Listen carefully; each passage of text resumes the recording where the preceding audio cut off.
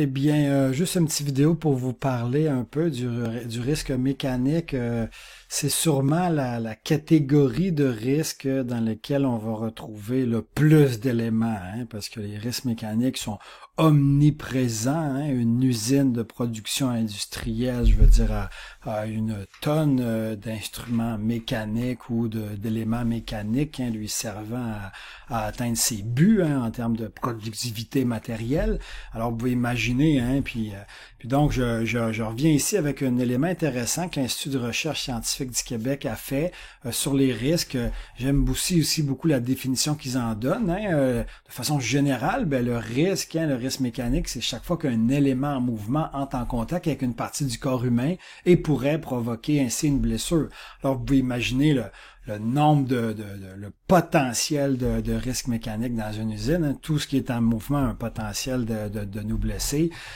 Puis je trouve bien intéressant le tableau qu'ils ont fait là. Hein. Un peu à l'instar du triangle du feu, ben, on se retrouve avec le triangle du risque mécanique. Hein. Puis je voulais juste vous en parler quelques instants. Donc il y a 3 éléments essentiels, un peu comme le triangle du feu. Si on coupe un élément, c'est le danger qui tout simplement ne sera pas là. Puis regardons-le, ben, l'élément c'est quoi? Hein? Ben, l'élément c'est l'élément qui va vous blesser. C'est une pièce de métal en mouvement. Bien, c'est ça l'élément.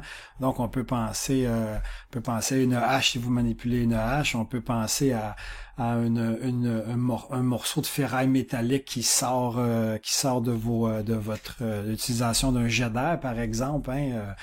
Ça peut être la surpression dans un réacteur, hein, ça peut être une pompe qui a un refoulement, hein, qui ne mène pas à une conduite, alors ça se met à pisser un peu partout.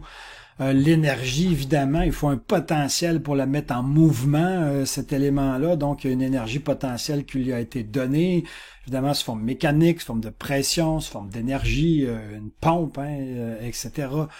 Puis l'opérateur, ben ça c'est intéressant. L'opérateur, c'est l'objet, en fin de compte, qui donne l'énergie. Hein. C'est pas l'opérateur, vous, l'opérateur de QV, là, mais bien l'opérateur, l'objet de la chose, là, tu sais.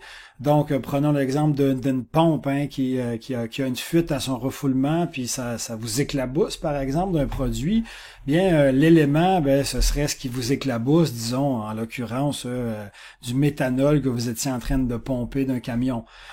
L'énergie, ben évidemment, ce serait la forme d'énergie électrique qui a été donnée à la pompe, puis la pompe a transformé ça en différentiel de pression. Vous retrouvez avec une énergie, hein, une énergie qui vient de la pression véhiculée par la pompe sur l'éthanol. Puis l'opérateur, ben en soi, c'est la pompe.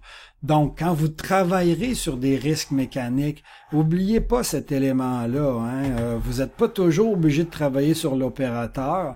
Des fois, on peut travailler sur l'énergie. Hein. Par exemple, remettre nos réacteurs à pression zéro en chaque cuvée ou autre. Là. Je dis quelque chose de très banal, là, mais on peut travailler sur l'élément aussi. Hein. Comment on se protégerait mieux de cet élément en mouvement-là. Hein. C'est souvent sur cette branche-là qu'on va travailler.